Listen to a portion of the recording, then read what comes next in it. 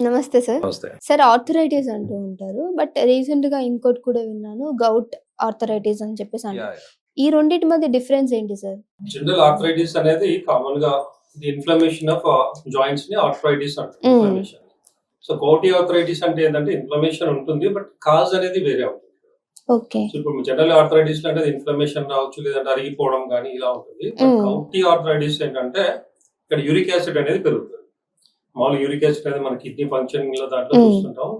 జనరల్‌గా బిలో 7 ఉండాలి. సో ఇక్కడ ఏమవుతుందంటే యూరిక్ యాసిడ్ అబోవ్ 7 వచ్చేస్తుంది.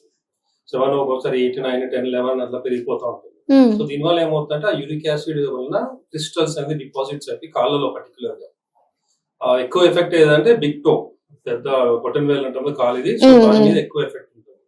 ఆఫ్ కోర్స్ అన్ని వేళ్ళకి రావచ్చు. బట్ ఎక్కువ ఎఫెక్ట్ దీనికి, తర్వాత యాంకిల్ మీద హ్మ్. కింద కాళ్ళలో. సో ఏంటంటే స్వెల్లింగ్ వచ్చి బాగా రెడ్ అయిపోయి పెయిన్ సివియర్ గా వచ్చి చాలా మంది ఏంటంటే అసలు నడవలేని కండిషన్ వస్తుంది. ఓకే. Gouty condition. సో ఈ కొంతమంది ఏంటంటే గౌటీ కండిషన్ వల్ల టోటల్ గా హ్యాండిక్యాప్డ్ అయిపోయినట్లుగా అయిపోయి చాలా ఓహ్! సివియర్ గా వస్తుంది. సో మామూలు ఆర్థరైటిస్ అయినా కొద్దిగా బేరబుల్ అంటే ఏదో ఒక విధంగా మెయింటైన్ చేయొచ్చు. బట్ గౌటీ కండిషన్ వచ్చిందంటే ఇంకా చాలా సీరియస్ గా ఉంటుంది. ఎందుకొస్తుంది సార్ ఇది?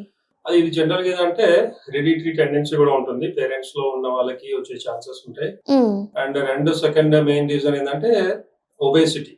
సో ఒబేసిటీ ఉన్న వాళ్ళు కూడా యూరిక్ యాసిడ్ లెవెల్స్ పెరుగుతుంటాయి. And lack of physical activity, తర్వాత డైటరీ మెయింటెనెన్స్ అంటే డైట్ లోపల ఎవరైతే నాన్ వెజ్ ఎక్కువ తింటారో, హ్మ్. సో ప్యూరైన్ అంటుంది దాన్ని, ప్యూరైన్ ఫుడ్ అది పర్టికులర్ గా రెడ్ మీట్, సీ ఫుడ్స్. హ్మ్. నాన్ వెజ్ అంటే ఎక్కువ మటుకు మళ్ళీ చికెన్, ఎగ్స్ వీటి వల్ల ఎక్కువ రాదు. హ్మ్. సో మీట్ కానీ మటన్ కానీ లేదంటే ఫిష్ ఐటమ్స్ రెగ్యులర్ గా తినేవాళ్ళు. హ్మ్. దానికి తోడు ఏంటంటే ఆల్కహాల్ ఒకటి. ఆల్కహాల్, ఈ షుగర్ డ్రింక్స్, ఏదైతే సాఫ్ట్ డ్రింక్స్ అంటామో, సో ఇవి ఎక్కువ తీసుకునే వాళ్ళలో కూడా యూరిక్ యాసిడ్ పెరుగుతుంది. ఓకే. సో అందుకని వాళ్ళకి మేము పర్టికులర్ చెప్తాం అనమాట, నాన్ వెజిటేరియన్ అంటే మెయిన్ గా మీట్ అవాయిడ్ చేయాలి. అండ్ కొంతమందిలో మిల్క్ ప్రొడక్ట్స్ వల్ల కూడా కొద్దిగా ప్రాబ్లం అవుతుంది. సో మిల్క్ హ్మ్. ప్రొడక్ట్స్ కూడా ఎక్కువ తీసుకోకూడదు. మామూలుగా తీసుకోవచ్చు, one time 2 time tea, curd ఇట్లాంటివి. బట్ కొంత ఎక్కువ తీసుకోకూడదు. మెయిన్ ఏంటంటే ఆల్కహాల్. హ్మ్. ఆల్కహాల్ లో కూడా చాలా మంది ఏంటంటే హార్ట్ తీసుకుంటే ప్రాబ్లం అవుతుంది అనుకుంటారు. కానీ ఇక్కడ పర్టికులర్ అయితే బియర్ వల్ల. సో బియర్ వల్ల ఈ యూరిక్ యాసిడ్ పెరిగే ఛాన్సెస్ ఉంటాయి. ఎనీ ఆల్కహాల్ అంటే పెరుగుతుంది, బట్ పర్టికులర్ గా beer. Hmm. So beer, non veg, meat, sea foods ఇవి ఈ ప్రాబ్లం ఉన్న వాళ్ళు మాక్సిమం అవాయిడ్ చేయాలి. ఓకే.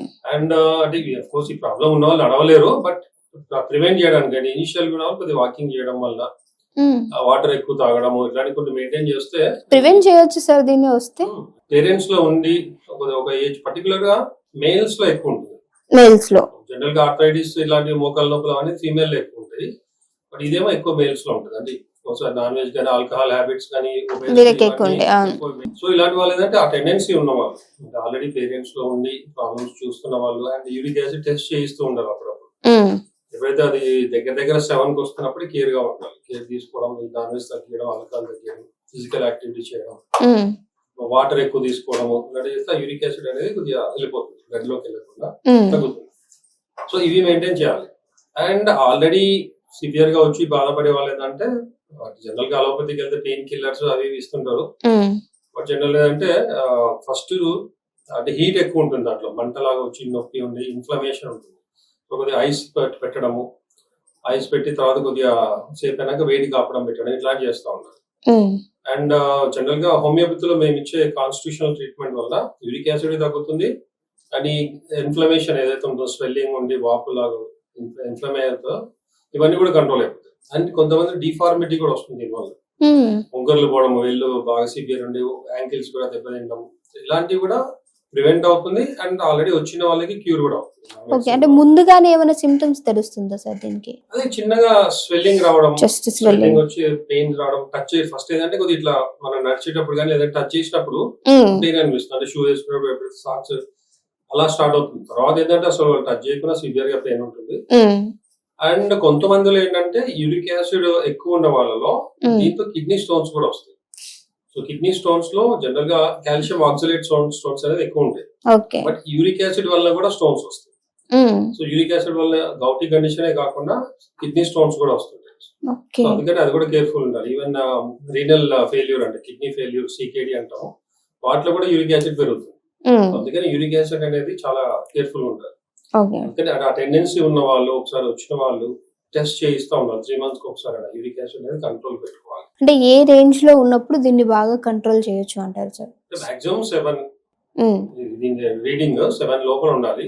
కామన్ ఏదంటే 4, 5 ఇట్లా కామన్ గా ఉంటుంది. 6 దాటింది జనరల్ గా 6.5 వస్తున్నప్పుడే కొద్దిగా కేర్ తీసుకోవాలి. కేర్ తీసుకోవాలి. అండ్ కొంతమందికి ఇండికేషన్స్ లో ఆల్రెడీ కొద్దిగా టోస్ లో పెయిన్ రావడము, నడిచేటప్పుడు కాళ్ళు కొద్దిగా దనకడము ఇట్లాంటివి జరుగుతూ ఉంటాయి. హ్మ్.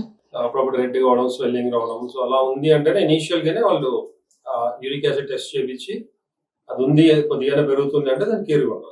ఓకే. మెయిన్ గా డైట్, తర్వాత యాక్టివిటీ, దెన్ ట్రీట్మెంట్. అలోపతిలో స్టెరాయిడ్స్ అవి ఇవి ఇస్తారు, దానివల్ల ఏం యూజ్ ఉండదు. హ్మ్.